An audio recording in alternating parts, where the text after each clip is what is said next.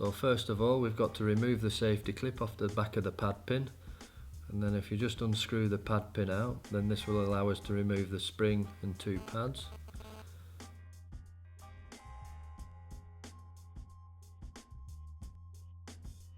Then we take a 5mm Allen key to remove the caliper.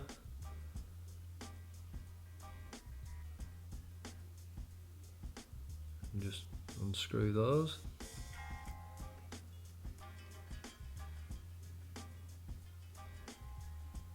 Making sure not to lose the washers off the bolts, as they do help when we're aligning the caliper back up. Then once that's off, we just pump the lever. You need the pistons out about 3 or 4mm, and be careful because if you pump too much it will push the piston completely out. And then if we take a cotton wool bud or just something to clean the edge of the piston's only phenolic, so don't go scraping at it, it just needs a gentle clean. And then we use Hunter's silicone lubricant, which apparently is well used in plumbers for the toilet pipe for lubricating the seal of all things. So if you can just wipe a little bit on your piston, and then you take some pliers and gently push it back, making sure you get the pliers square edge on the piston, and use a bit of tissue to protect your caliper so as not to mark it. And then as that's squeezed in, that will lubricate the seal, but some will slide out forwards as well onto the face of the piston, so make sure you wipe away the excess. Then to get the other piston out, use this process where you're clamping one piston in and pumping the lever, so that will make sure the second piston that hasn't been cleaned will pump out. And again, once you've cleaned all this, wipe away the excess just to make sure no silicone drips down the back of the pad then onto your disc.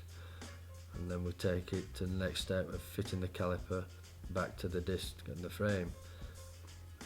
Now at this point I'd leave the pads out so it lets you see clearly, making sure you can align it properly, and then nip the bolts up, making sure it's central to the disc. What we're looking for is equal gap for the disc inside the caliper.